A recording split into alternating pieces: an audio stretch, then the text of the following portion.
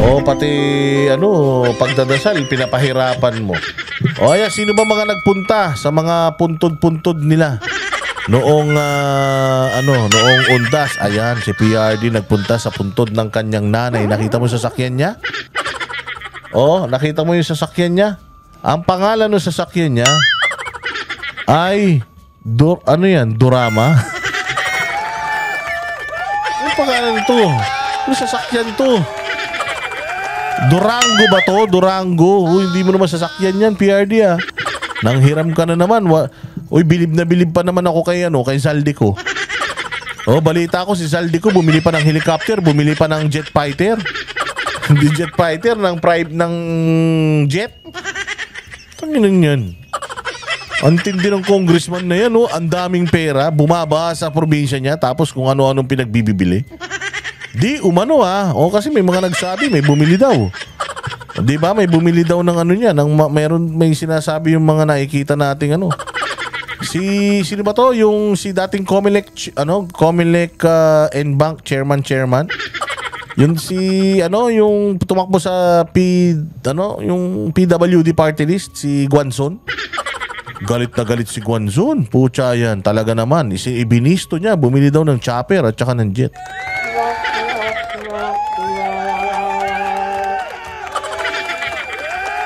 Oh, pero ito, tingnan ninyo, ano sasakyan ni PRD? Meron ba siyang Mercedes-Benz? Oh, Rowena Guanzon yun. O, meron ba siyang Mercedes? Meron ba siyang Escalade? Putang ina yan. Samantalang to si Abante, pastor lang ng iilan lang yata yung membro ni Abante, lilima. Tangina, puro kamag-anak niya pa. Tas ang yaman-yaman niya, meron pa siyang Escalade na bulletproof. Ang 10 milyon, 11 milyon na yung bulletproof eh. Oh, so yung bulletproof niya ganun kamahal, yung kotse gaano kamahal? Mga 6, 7, 8 million. Tangina, 8 million plus 10, 18 million sasakyan lang. Saan ka makakita ng pastor tapos bulletproof yung sasakyan? Tanga, pagka kinuha ka ni Satanas, kahit naka-bulletproof ka, hindi ka makakatakas.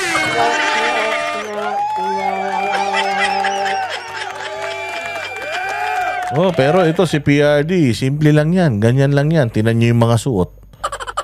Yung mga suot, parang 300 sa Baklaran eh. O, pakinggan natin, panoorin natin itong pagbisita ni PRD sa kanyang yumaong ina dyan sa Davao.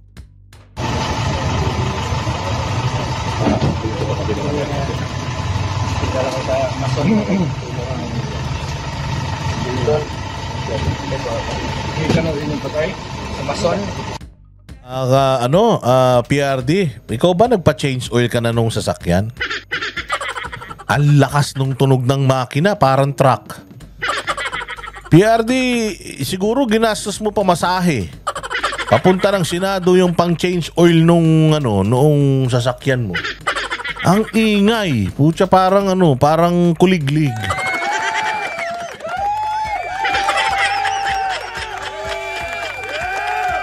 Sabi ni Escape Josephine, 18 million ang bulletproof. Hindi, 11 million. 10 hanggang 11 million lang yan. Oh, alam mo kung bakit? Pinabulletproof ko yung motor ko. Oo, kakapa-bulletproof ko lang nung motor ko eh.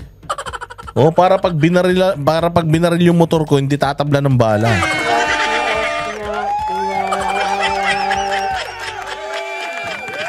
Oh, sige, diretso. Atang-atang si Moa. Ang lakas ng PRD. Padalang kita PRD ng ng langis. Palitan mo yung langis nung sasakyan ha. Tangina, bulok-bulok na yan ha. Ibang klase talaga to si PRRD, no? Ito ang talagang presidente na alam mo hindi nagdakaw. Oo, kahit man lang change oil nung sasakyan niya, hindi man nila magawa. Visit kasi itong Senado, pinatawag-tawag pa. Yan tuloy, nagastos yung pera.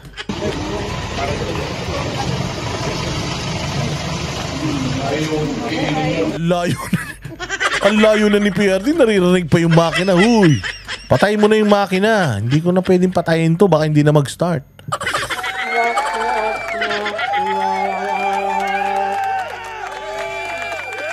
PRD, anong makina nung sasakyan mo? Rusi? Baka Rusi yan, ha? Ang lakas eh.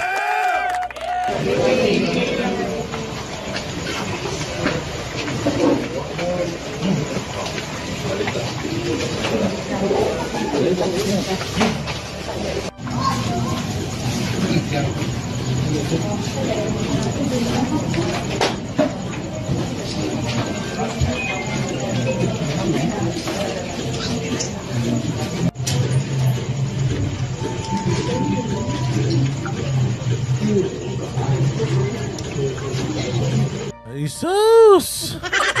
Ito naman si HOF Palku. Patayin ang mga inosente. Yan dapat ang tama. Basta may mapatay lang sa drug on war. Anak ng tinapay talaga itong mga dilawan tae tsaka mga loyalistang tanga na to. Ano ba yan? Mangtutrol lang, bobo pa. Ano yan? Patay mga inosente. Ba't buhay ka pa? Ano yan? Di ka inosente?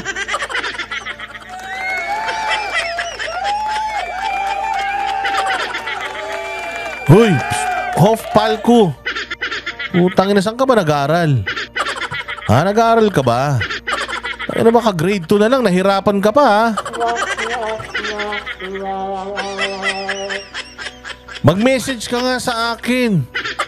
Bibigyan kita pang tuition fee. Babalik kita sa kinder, ha? Ang inan to. Nang tutrol na kayo, ang bobo-bobo nyo pa para kay si Rizal Tiberos. Pati 1 taong bata ng laban. 1 taong gulang ng laban. Ang inan niya. Parang tanga. Oh, sino ano? Sabi yo, haha, ugali ng mga ka-Duterte talaga. Ano na naman ang ugali namin? Ano na naman? Kayo na naman ang mababait. Gago, baka kunin ka ni Lord. HOF Palku. Baka sobrang bait mo, kunin ka ni Lord mamaya na. Ay, nagawa-gawa rin ng konting kasalanan.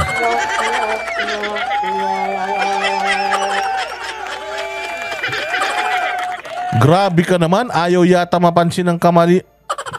Utang ina mo, ano ngang mali? Kung may mali, ayan o, nakakapunta pa sa sementeryo. HOF Palku. Kupal. HOF Kupal. Tingnan mo, kung may mali yan, pinakulong nyo na. Putang ina ninyo. Mas marami pa kayong hal-hal. Mas marami pa kayong bintang. Puking ng ina nyo. Si Ontibe, si Dilima nga, putragis yan eh. Lahat na nga ng driver, naging boyfriend niya na, kakahanap niya ng kaso kay Duterte. Hindi nga niya maipakulong eh. Tanginan nyo, hindi pa kayo magsihinto.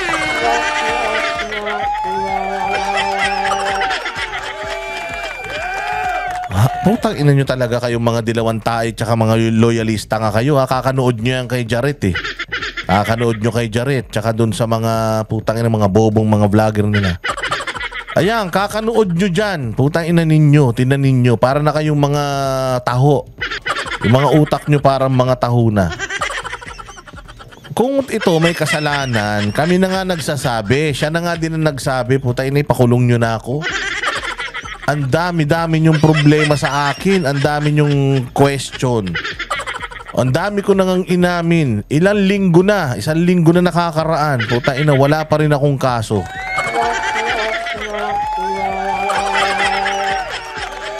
Oy, HOF Kupal. Bumalik ka muna sa sa sinapupunan ng nanay mo. Baka kulang ka sa buwan. Baka 2 buwan pa lang nilabas ka na.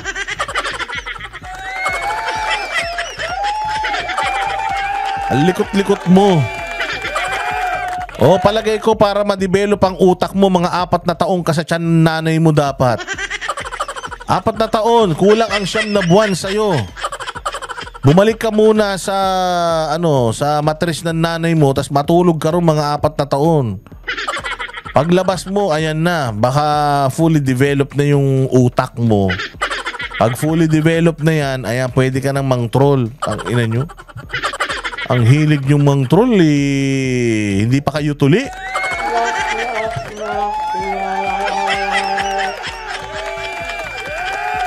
Sige, diretso. Alam mo, gustong-gusto ko yan eh. Pagka nakikita nila, pagka yung nauurat sila.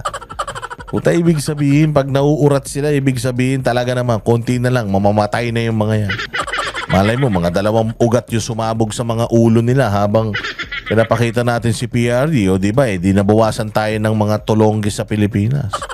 4 na taon magbuntis ang mga halimaw. Oo. 4 days. Hello, Nobel Tulyaw. How are you? Oy, see you soon ha. It's almost, I'm almost there. I'm coming. Ganun. I'm almost there. O kaya kayo mga troll, galing-galingan nyo ha. Wag kayong mga tanga ha. Bawal dito tanga. O bawal dito members na tanga. Bawal lalo dito yung mga troll na tanga. O sige, pasok.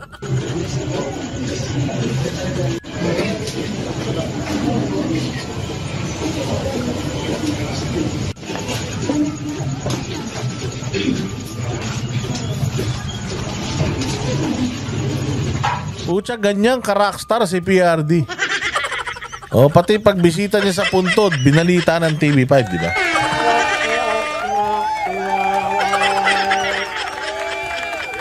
Ano naman naiisip mo, Anharut? I'm coming to the America.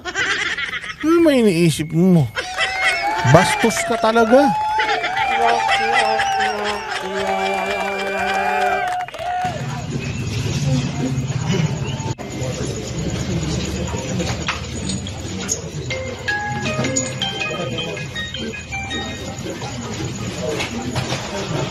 Diba? Saan ka naman makakita ng ganyan?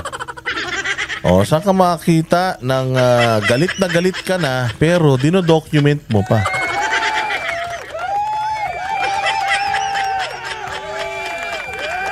Sabi ko nga sa inyo, dito mo talaga makikita na iba ang mga Duterte. Kung ang mga Duterte laos na, kung ang mga Duterte katulad ng sinasabi ng mga vloggers ni Bongbong Marcos na mga putang inakulang sa buwan at mga putok sa buho. Kung ikaw ay kung makikinig ka sa kanila, na laos na daw ito, saan ka makakita ng laos? May laos bang pupunta ka lang sa sementeryo wala nagsasalita, nakatutok lang sa iyo yung camera na ganyan?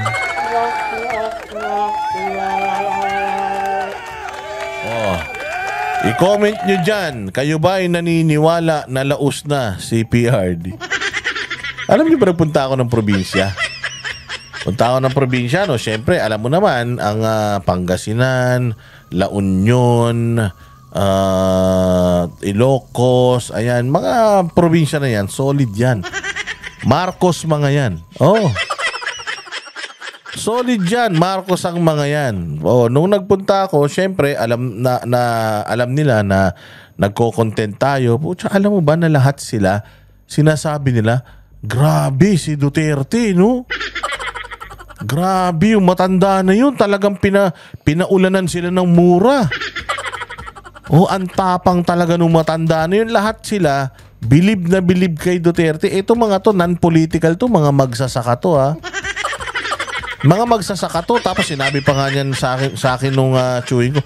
Alam mo ba, si BBM, namigay ng tig sa 10,000 sa mga, sa mga magsasaka dito. Ay, ang daming tao. Sobrang daming tao nagpunta. Nakakuha ka? Hindi. Tangina, 5 lang binigyan.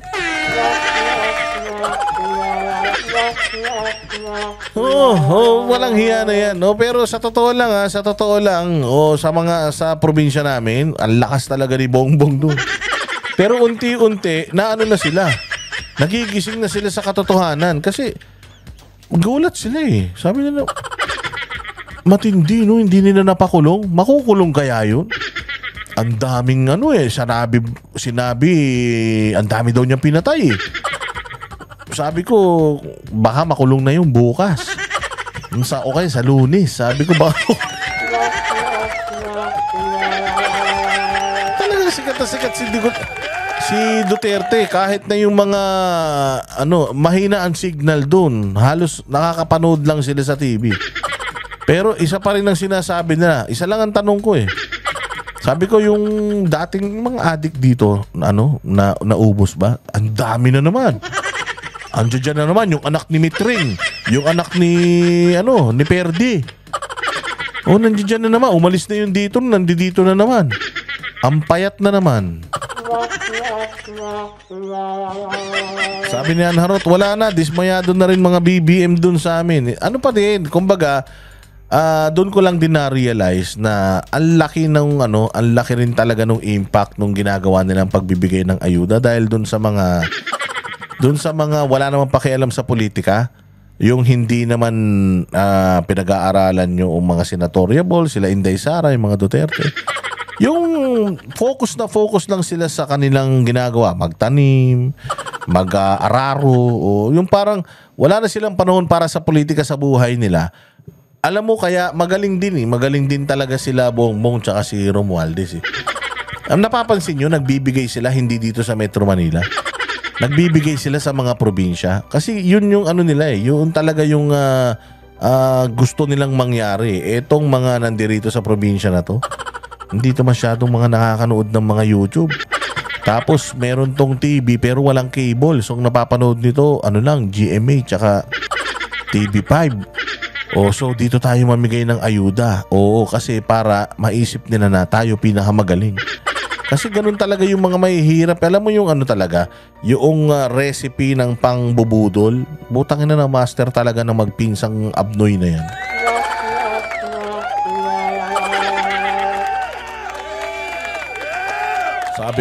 Sabi pa nga nung mga tao doon sa probinsya namin, pag kaya nanalo kaya si Inday Sara, matutuloy pa kaya yung ayuda? Putang ina, nalungkot ako noon.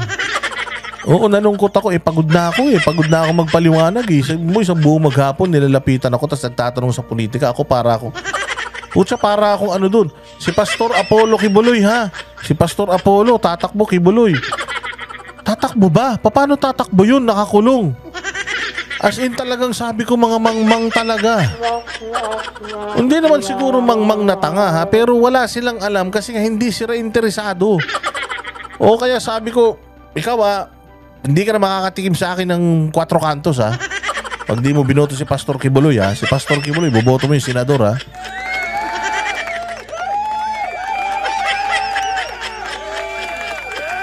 O kaya doon ko na-realize na talagang importante pala talaga na nakakausap natin sila. Kasi yung araw na yun, ang dami kong na bago isip.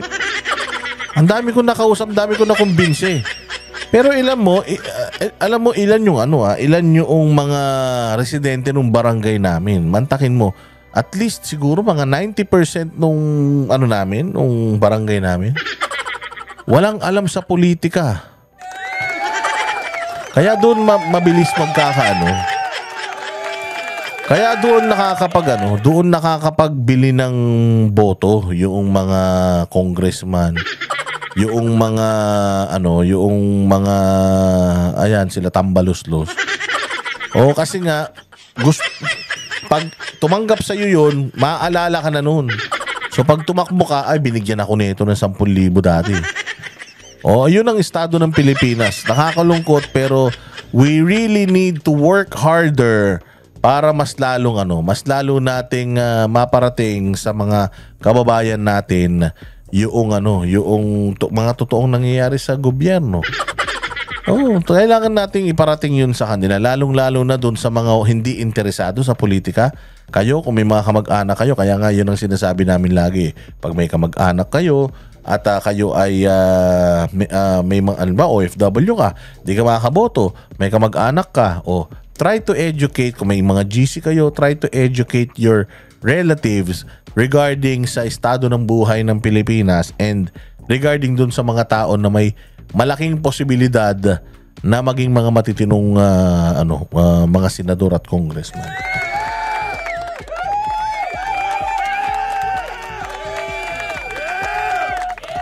Kaya yun ang natin, yun ang gawin nating assignment. Hindi, totoo lang. Kaming mga vlogger, as much as we can, itatry namin na ipaliwanag sa mga kababayan natin lahat, with all our hearts, with all our time and effort, gagawin namin yung trabaho namin. Pero kung hindi nyo gagawin yung trabaho ninyo, mag-like, mag-share, at least man lang makausap inyong mga kakilala ninyo na walang interes sa politika, sabihan nyo sa kanila na kailangan magkaroon kayo ng interes sa politika kasi future ng bayan natin, ninyo, ng mga magiging anak ninyo, yung at stake ngayon.